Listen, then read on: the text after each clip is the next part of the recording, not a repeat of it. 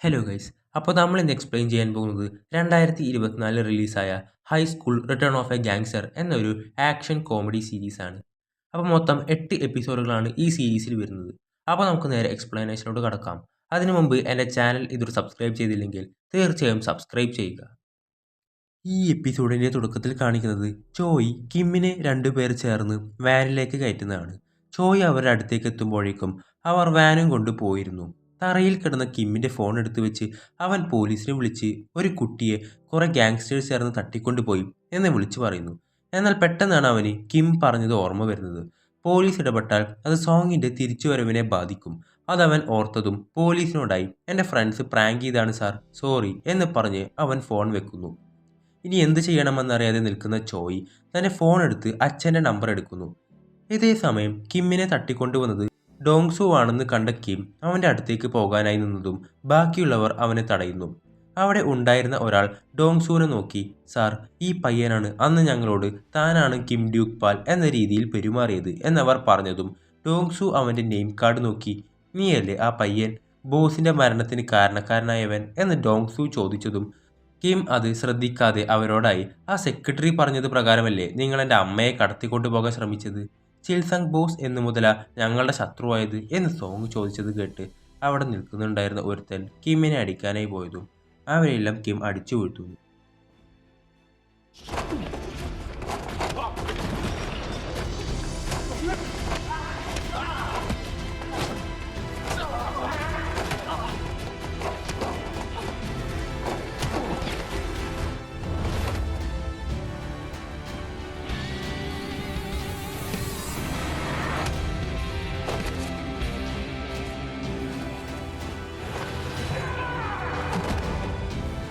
ആ വീഴ്ചയിൽ അവൻ്റെ ബോധവും പോകുന്നു. ശേഷം ജെയിമിൻ്റെ ഫ്രണ്ട്സ് അവനെ ഓരോന്ന് പറഞ്ഞ് ഭീഷണിപ്പെടുത്തി ഗാങ്സ്റ്റേഴ്സിൻ്റെ അടുത്തേക്ക് കൊണ്ടുപോകാൻ നിന്നതും അവൻ അവരുടെ കയ്യിൽ നിന്ന് എങ്ങനെയൊക്കെയോ ഓടി രക്ഷപ്പെടുന്നു. ഈ സമയം ചോയ് കിമ്മിനെ പറ്റി ആലോചിച്ച് ടെൻഷൻ അടിച്ചിരിക്കുമ്പോഴാണ് ജെയിമിൻ അതുവഴി ഓടി വരുന്നത്. ജെയിമിൻ ചോയിയെ കണ്ടതും അവൻ്റെ കൈ പിടിച്ച് അവനെയും കൂട്ടി ഓടുന്നു. ഒരു സ്ഥലത്ത് മറഞ്ഞു നിന്ന് അവൻ പുറത്തേക്ക് നോക്കി ഫ്രണ്ട്സ് പോയെന്ന് ഉറപ്പുവരുത്തി അവർ പുറത്തേക്ക് വന്നതും ചോയിയോടായി ജെയിമിൻ ഗാങ്സ്റ്റേഴ്സ് വീണ്ടും സോങ്ങിൻ്റെ അമ്മയെ തട്ടിക്കൊണ്ടുപോകാൻ പ്ലാൻ ചെയ്യുന്നുണ്ട് എന്ന് പറയും. അത് കേട്ട് ചോയ് സോങ്ങിനെ അവർ നേരത്തെ തന്നെ തട്ടിക്കൊണ്ടുപോയി എന്ന് ജെയിമിനോട് പറയുന്നു. ആണോ? എങ്കിൽ സോങ്ങിനെ അവർ അവരുടെ താവളത്തിലേക്കായിരിക്കും കൊണ്ടുപോയിട്ടുണ്ടാവുക. എൻ്റെ ഫ്രണ്ട്സിനോട് എന്നെ അവിടേക്ക് എത്തിക്കാനാണ് അവർ പറഞ്ഞത്. അപ്പോൾ നിനക്ക് ആ സ്ഥലം എവിടെയാണെന്ന് അറിയോ എന്ന് ചോദിക്കുന്നു. അവൻ തനിക്കറിയുന്ന പോലെ ആ സ്ഥലം അവന് പറഞ്ഞു കൊടുക്കുന്നു. ചോയ് ജെയിമിനോടായി, നീ അവിടേക്ക് പോയി സോങ്ങിനെ സഹായിക്കുമോ എന്ന് ചോദിക്കും. ഞാൻ എന്ത് ചെയ്യാനാ, അവരെല്ലാം വലിയ ഗാങ്സ്റ്റേഴ്സാണ്, എനിക്കൊന്നും ചെയ്യാൻ സാധിക്കില്ല, നിനക്ക് മരിക്കണമെന്ന് ആഗ്രഹമുണ്ടെങ്കിൽ നീ ഒറ്റയ്ക്ക് അവിടേക്ക് പോയിക്കോ എന്നവൻ പറയും. അത് കേട്ട് ചോയ് ജെയിമിനോടായി, നീ വെറും വേസ്റ്റ് ആണെന്ന് അവനെ നോക്കി പറയും.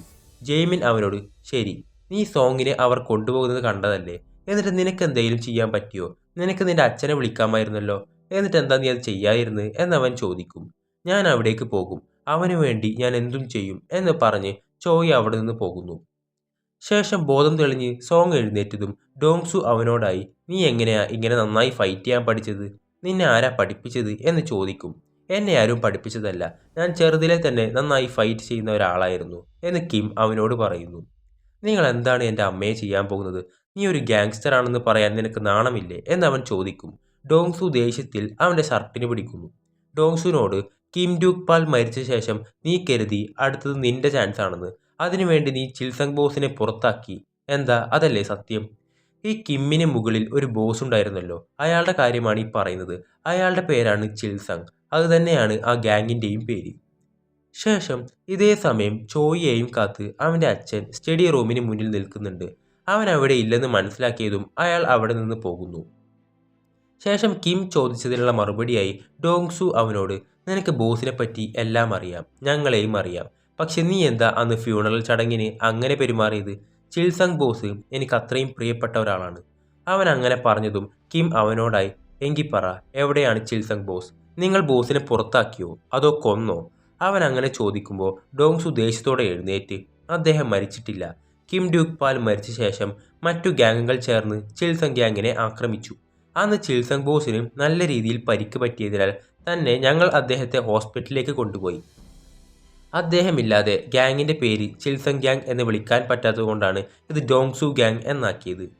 ശേഷം അവന്റെ ഫ്രണ്ട് ഡോങ്സുവിനെ വിളിച്ച് സോങ്ങിന്റെ വീട്ടിലെ സെക്യൂരിറ്റിയെ പറ്റി പറഞ്ഞതും അവിടെയുള്ള സെക്യൂരിറ്റി ഗാർഡ്സ് കാണാതെ നിങ്ങൾ അവിടെ മറഞ്ഞു നിൽക്കുമെന്ന് അവൻ അവരോട് പറയുന്നു.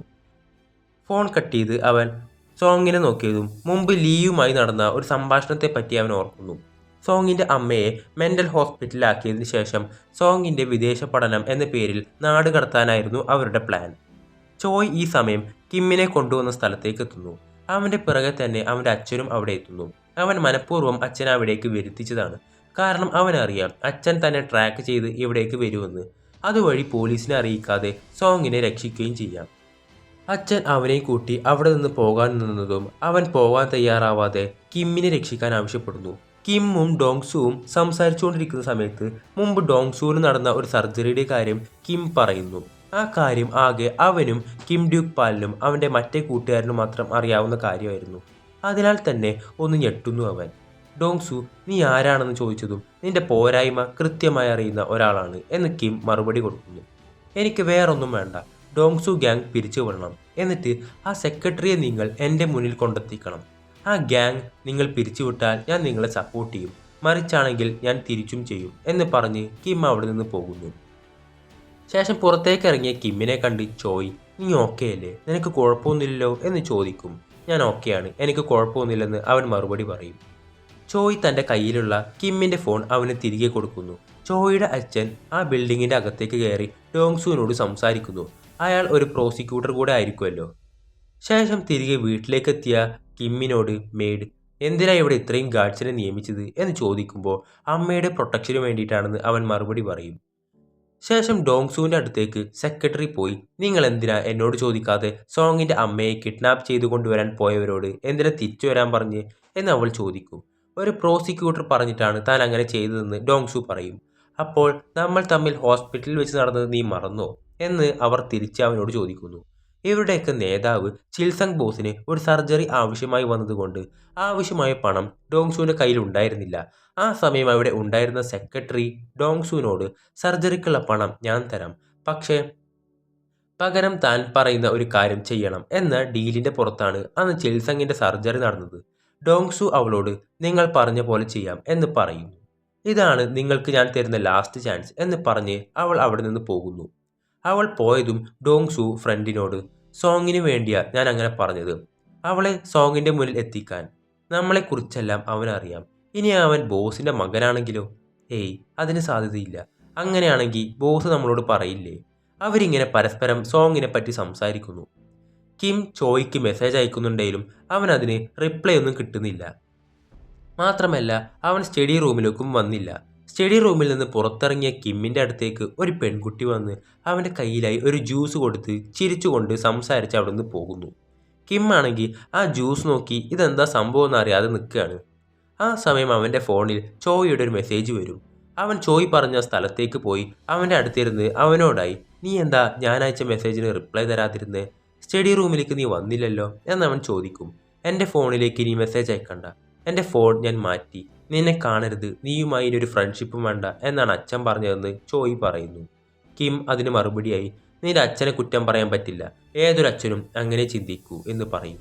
ചോയ്, നീ പേടിക്കണ്ട, ഞാൻ നിന്നെ പഠിക്കാൻ ഇനിയും സഹായിക്കും. എൻ്റെ കയ്യിൽ അമ്മയുടെ ഒരു ടാബുണ്ട്, അതിലൊരു സിമ്മുണ്ട്, നീ എന്നെ ഇതിൽ നിന്ന് വിളിച്ചാൽ മതി എന്ന് പറഞ്ഞ് ചോയ് ആ നമ്പർ കിമ്മിന് കാണിച്ചു കൊടുക്കുന്നു. പിന്നെ നിനക്ക് സൈക്കിൾ ഓടിക്കാനൊക്കെ അറിയോ? എനിക്കറിയില്ല, എന്നെ ആരും അത് പഠിപ്പിച്ചിട്ടില്ല, ഞാൻ നിനക്ക് പഠിപ്പിച്ചു തരാമെന്ന് കിം അവനോട് പറയുന്നു. ഞാൻ ഇതുവരെ ട്രിപ്പ് പോയിട്ടില്ല, അച്ഛന് അതൊന്നും ഇഷ്ടമല്ല, അതുകൊണ്ട് എന്നെ വിട്ടിട്ടുമില്ല. പിന്നെ അച്ഛന് ജേഹോൻ്റെ ഫാമിലിയെ വളരെ ഇഷ്ടമാണ്, അവൻ്റെ ഫ്രണ്ട് ആവാനാണ് പറയാറ്. ജേഹോ ആരാണെന്ന് കിമ്മിന് മനസ്സിലാവാൻ വേണ്ടി ബാസ്കറ്റ്ബോൾ ക്യാപ്റ്റനാണെന്ന് പറയും. കിമ്മിന് മനസ്സിലാകുന്നു. അങ്ങനെ പിറ്റേ ദിവസം ജേഹോൻ്റെ കൂടെ തന്നെ ചോയ് നടക്കുന്നു. ജേഹോൻ്റെ കൂടെ പോകുന്ന ചോയിയെ കണ്ട് കിമ്മിനോടായി അവൻ്റെ ഫ്രണ്ട്സ്, നീയും ചോയും തമ്മിൽ തെറ്റിയോ?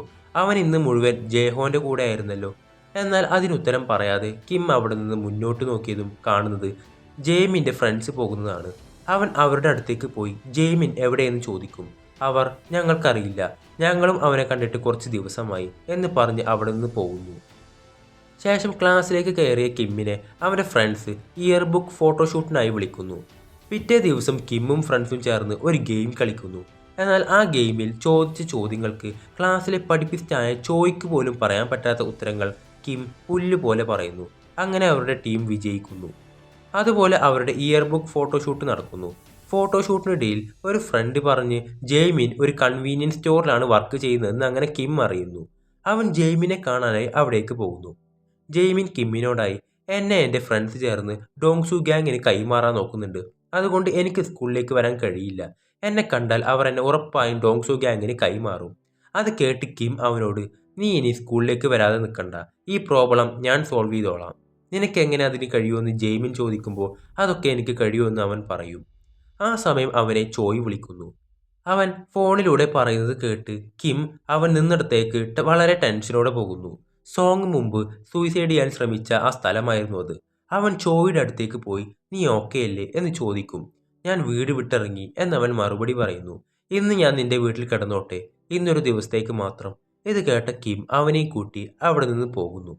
അങ്ങനെ അതും കാണിച്ചുകൊണ്ടാണ് ഈ എപ്പിസോഡിൽ അവസാനിക്കുന്നത്. അപ്പോൾ അടുത്ത എപ്പിസോഡ് ഉടൻ വരുന്നതാണ്. ആ എപ്പിസോഡുകളെല്ലാം മിസ്സാവാതിരിക്കാനായി ഈ ചാനൽ ഒന്ന് സബ്സ്ക്രൈബ് ചെയ്യുക.